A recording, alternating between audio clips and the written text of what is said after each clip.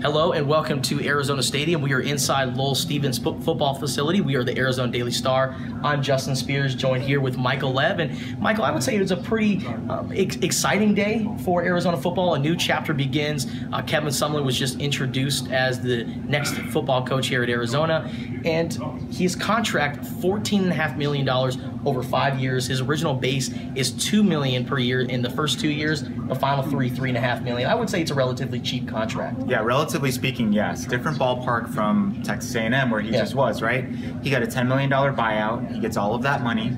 And they just hired Jimbo Fisher for 10 years and $75 million. Wow. So, I mean, that's a totally different thing. Relatively inexpensive. Ryan Finley, our colleague, found out from athletic director Dave Hickey that there's also going to be a bigger pool for assistant coaches, which is critical. You know, you want to have the best staff you possibly can have. I mean, those are the guys who deal with the players on a daily basis. Those are the guys who are on the road, recruiting, doing the dirty work. So all of that stuff is important. It's about the whole package, not just the coach. And that was something that Kevin Sumlin emphasized a lot during his press conference there. It's not just about him. It's not just about Khalil Tate. It's about building an entire program. Absolutely. And kind of one thing that really jumped out to me was he really said that Arizona is going to be focusing on being involved in the community and getting Arizona involved in Tucson, which is something you never really heard about with Rich Rodriguez or Mike Stoops. How important is that?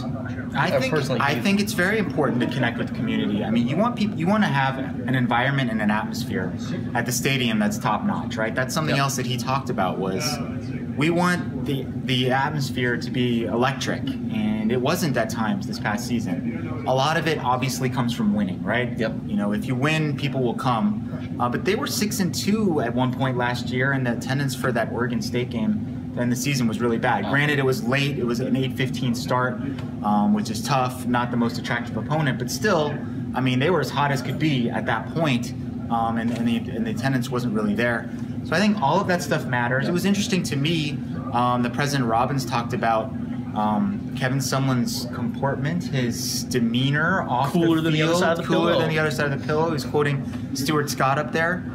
That was obviously a reference to the prior coach here. Yep. Rich Rodriguez was not that, especially after losses. He would lose his mind at times, and you understood it. He was a competitor. He was frustrated, but obviously that's not what this new leadership structure is looking for here at Arizona now.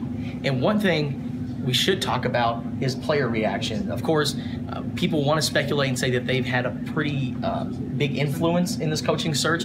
It seemed like Kevin Sumlin was the guy from day one, and the players got just that. Right. We talked to 5 players today: Tony Fields, Tony Ellison, Leith Freck, Sean Poindexter, and Justin Belknap. All of them kind of had similar stories. They were extremely shocked when Rich Rod got fired. The past 2 weeks have been really stressful and anxious time for them, and they're all kind of relieved in a way, the way things worked out. They got Kevin Sumlin in here, which is the coach that everybody wanted from the beginning, and he's keeping Marcel Yates on staff, which is also what everybody wanted, right? Marcel worked for Kevin Sumlin for 2 years at Texas A&M. He's going to remain the defensive coordinator. It's possible that they'll keep some of the defensive coaches, keep the continuity there. I thought it was interesting. You know, Tony Ellison, he's a really introspective and smart guy. He mentioned both change and continuity being something that came up in the meeting. You know, you had the change factor with Kevin Sumlin. You had the continuity with Marcel Yates. So I think it's going to be a pretty smooth transition. The other thing they talked about, the players, was they feel like they can win right here, right now. You know, they went from 3-9 to 7-6. Quarterback's coming back. Most of the offensive weapons are coming back. I think 9 starters on defense coming back. A lot of the pieces are in place if they have good health and if they connect with the new coaching staff for Arizona to win in 2018. Arizona has never been, or they have never won or even been to a Rose Bowl. Kevin Sumlin said in this press conference that it's going to happen. And when we talked to Tony Fields and we talked to the other players, they're definitely smelling the roses.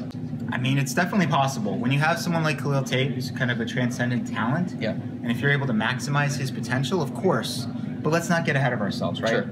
If you check out the story I have up today at Tucson.com about Khalil Tate, talk to some quarterback experts, it's about tomorrow and the next day and putting in the work, the dirty work, the lonely work.